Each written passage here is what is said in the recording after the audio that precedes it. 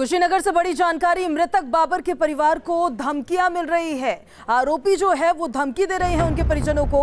आज जेल हुई है, कल बेल हुई, ऐसे इस तरीके की बातें बोल रहे हैं। डर के साए में जीने को अब बाबर का परिवार जो है वो मजबूर यहां पर नजर आ रहा है। बड़ी खबर इस वक्त की आपको बता रहे हैं, मृतक बाबर के परिवार को अब लगातार धमकियां दी जा रही है। किस तरीके से पहले रिश्तेदारों द्वारा ही इस युवक की हत्या कर दी गई। और इससे जुड़ी अपडेट एक बड़ी ये थी कि भारतीय जनता पार्टी के पक्ष में इसने प्रचार किया था। ये विधानसभा चुनाव जो अभी गुजरे हैं उसमें प्रचार करता नजर आया था और बताया जा रहा था कि रिश्तेदार जो है वो समाजवादी पार्टी के समर्थक थे। तो जब जश्न मनाता हुआ बाबर नजर आया उनको, तो उसको फिर मौत के घाट उनकी तरफ से उतार दिया गया। धमकी अभी भी मिल रही है आपको? हाँ, अभी धमकी है। जो गिरफ्तार आरिफ नाम के वो कहा था कि एक दिन बेल हुई, जेल हुई, उसके बाद बेल, उसके बाद से फिर से खेल हुई। अब के बचल मैं एगो लड़का बचल हो को मुआकत होती। तो देखिए किस तरीके से मृतक बाबर के परिवार को अब धमकियां मिलती हुई नजर आ रही है। आरोपी जो है, रिश्तेदार जिन पर आरोप लगाया गया है, जिन्होंने बाबर के हत्या की ये आरोप उन पर लगा है, वो धमकी दे रहे हैं, कह रहे हैं कि आज जेल हुई, कल बेल हुई। एक बार सुनिए जरा, एक बार फिर से आप, कि किस तरीके की धमकियां उनके परिवार को दी जा रही है। धमकी अभी भी मिल रही है आपको? हाँ, अभी धमकी है। जो गिरफ्तार आरिफ नाम के वो कहा था कि एक दिन बेल हुई, जेल हुई, उसके बाद बेल, उसके बाद से फिर से खेल हुई। अब के बचल मैं एगो लड़का बचल हो को मुआकत होती। तो डर के साए में जीने को मजबूर है बाबर का परिवार। बीजेपी के पक्ष में प्रचार करने की सजा दी है उसके रिश्तेदारों ने, उसे हत्या की गई है। लगातार रिश्तेदारों पे यह आरोप है। कार्रवाई भी पुलिस की लगातार जारी है, लेकिन देखिए किस तरीके से डराते हुए, धमकाते हुए उनके ही रिश्तेदार वो आरोपी नजर आ रहे हैं जिन्होंने बाबर की हत्या की। तो बाबर की मौत पर आखिर सेक्युलर गैंग अब क्यों चुप है, यह एक बड़ा सवाल अब खड़ा हो रहा है। इसके साथ साथ और भी सवाल, बाबर की बहन को जिस तरीके से धमकाया जा रहा है, जिस तरीके से डराया जा रहा है, उसको लेकर तमाम तरीके के सवाल उठ रहे हैं। पूरा सच जो है बाबर की मौत का, उनकी बहन ने न्यूज़ स्टेट पर वो बर्बरता, वो दास्ता सुनाई है। मिठाई बांटने पर मौत बांटने वालों का आखिर कब होगा हिसाब, ये भी सवाल। बाबर की बहन का बयान लगातार जो सामने आया है, आपको बता रहे हैं, सेक्युलर गैंग की आंखें क्या अब खुलेंगी, ये भी सवाल। हम इसमें कुशीनगर के उस बाबर के घर पे हैं जिनको बीजेपी का सपोर्ट करना, बीजेपी के प्रचार में लगना भारी पड़ गया और उनके पटदारों ने ही उनकी हत्या कर डाली। ये परिवार आज सदमे में है। उनकी बहन हमारे साथ हैं। क्या नाम है आपका? आबिदा खातून। आबिदा जी, उस दिन जब ये घटना हुई थी 20 तारीख को, क्या हुआ था? आप उसमें मौके पे थी? भारतीय जनता पार्टी के वोट दिए, इसी की वजह से हुआ था। शाम को आए मुर्गा बनाकर अपने दुकान पर से, ये लोग सब साजिद रचे थे कि बीजेपी को वोट दिए हैं, नारा लगाए हैं, पड़काया हैं, जब जीत गए हैं तो इनको मार दिया जाए जान से। तो एप्लीकेशन भी दिए हैं, थाने में, कार्यालय में, हर जगह दिए, कोई सुनवाई नहीं। पुलिस घूस लेकर दबा दी है केस। और प्रधान से ये लोग कहे हैं मिलकर कि 10 लाख रुपया दे रहे हैं प्रधान जी, आप देख लेंगे। तो प्रधान जी विनोद चौरा से बोले हाँ मार दो इन सबों को जान से, हम देख लेंगे। कौन थे जो मारे हैं? कौन थे वो? आजमुल्ला, आरिफ, जलेखा, सलमा, नमीसून, ताहिद। ये पटदार हैं? ये खास पटदार हैं। और जो धमकी दिए लोग पूरा मोहल्ले वाले, 15 दिन पहले धमकी दिए, तुम लोग को जान से मारेंगे। पूरे मोहल्ले को लोग धमकी दिए? हाँ। क्यों धमकी दिए? कि बीजेपी को क्यों वोट दिए, वो साइकिल के दो। तो प्रधान कहा है कि साइकिल के दो, बीजेपी को मत दो। तो भैया कहा है कि हम लॉकडाउन में भूखे मर रहे थे, बीजेपी हमारा सब साथ दिया है, हमको जियाया है पेट, हमारा खेत नहीं है, हाँ हम बीजेपी को वोट देंगे। हाँ, इसी की वजह से मार दे। पहले नीचे मारे हैं, जान बचाने के लिए भागे हैं घर में। तो घर में भी गए हैं लोग, इथी से, टांगी से, ईंटा से और हथौड़ी से मारे, ऊपर से टांग कर फेंक कर मोदिया जोगिया मुर्दाबाद, पूरा काट दिए सब, सीढ़ी फाटक सब।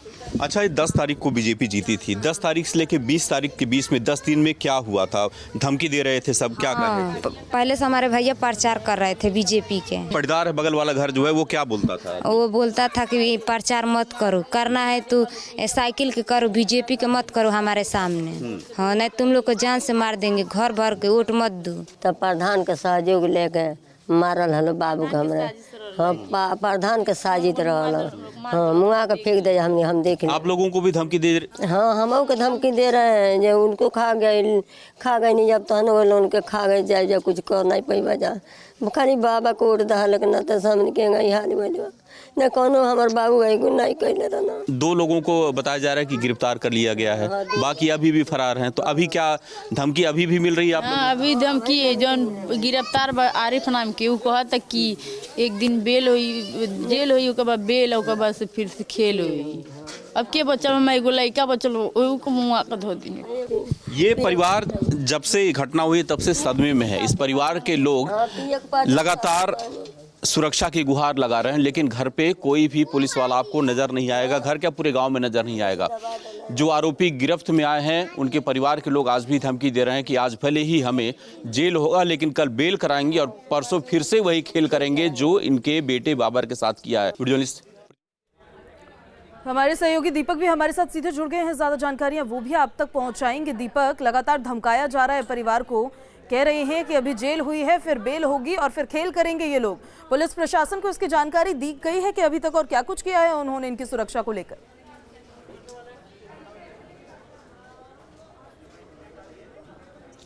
देखिए, सबसे बड़ी चूक तो पुलिस की ही इस पूरे मामले में देखने को आई है पूजा। 20 तारीख को जब घटना हुई, घर वालों ने 112 नंबर डायल किया, पुलिस गांव में आई भी थी। बाबर को यहाँ से गांव से निकाल करके एम्बुलेंस से पडरवाना ले जाया गया, लेकिन उस बीच जो पुलिस आई थी, जो आरोपी थे, उनको यहाँ से अपनी गाड़ी में बैठा करके गांव के बाहर तक ले गई। बाद में उन्हें छोड़ दिया गया।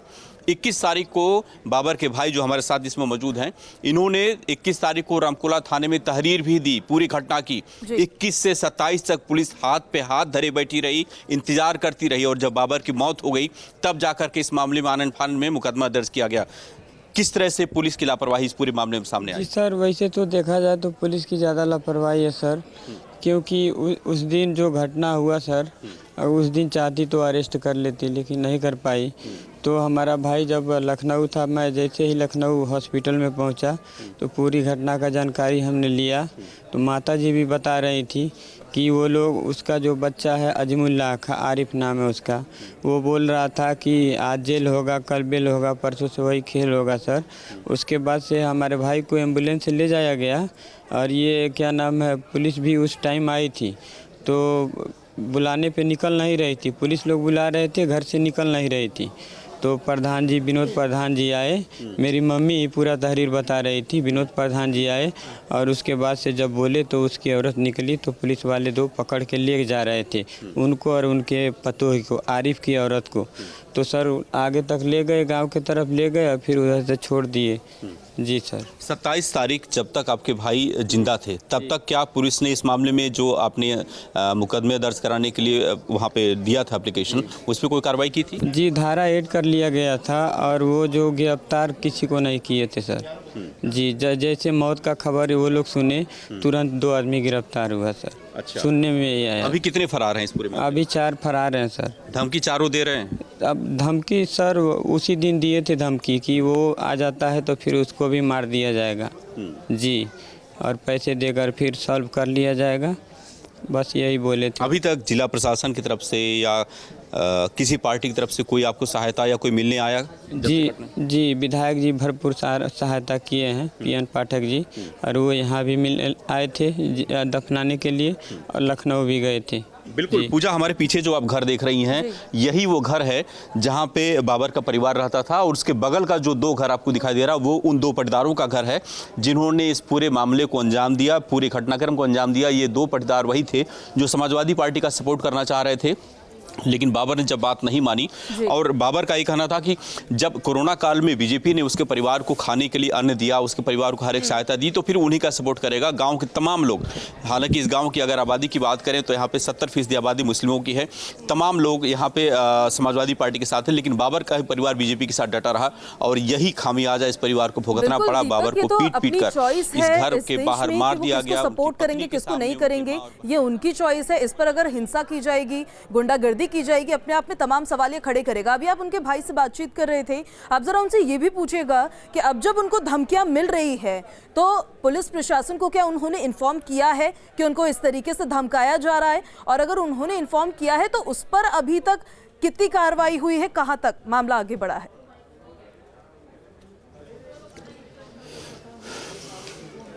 बिल्कुल, इन्हीं से बात करते हैं। ये बताइए, जो धमकी मिल रही परिवार को, क्या पुलिस को इसकी जानकारी आपने दी है? जी मैं नहीं दिया हूँ सर, पुलिस को मैं बताया भी नहीं हूँ। और जैसे मैं हॉस्पिटल पहुँचा तो हमारी अम्मी और उनकी जो औरत है बाबर की, वो सब बता रहे थे कि ऐसे ऐसे ये लोग बोल रहे थे। जी सर। अच्छा, घटना के बाद से अब तक पुलिस कितनी बार गाँव में आई? आपके परिवार से मिलने कितनी बार आई?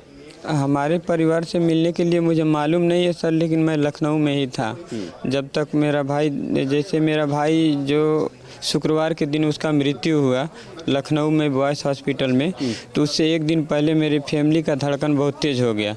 अच्छा, यानी कि तब से लेकर के अभी तक कोई गांव में नहीं आया, कोई पुलिसकर्मी नहीं आया? जी आए थे, लेकिन अब ये घर वाले ही बताए होंगे सर। अच्छा जी। धमकियां आपको भी मिल रही हैं कि अब अगला नंबर आपका हो सकता है? जी उसी टाइम मिला था सर। उसी समय मिला था। जी अभी अच्छा, अभी दीपक, मतलब उनसे ये भी सुनने में जरा नहीं आया। पूछेगा कि धमकियां कौन दे रहा है? जो लोग फरार है, कि उनके द्वारा इनको कॉल किया जा रहा है, फिर धमकाया जा रहा है?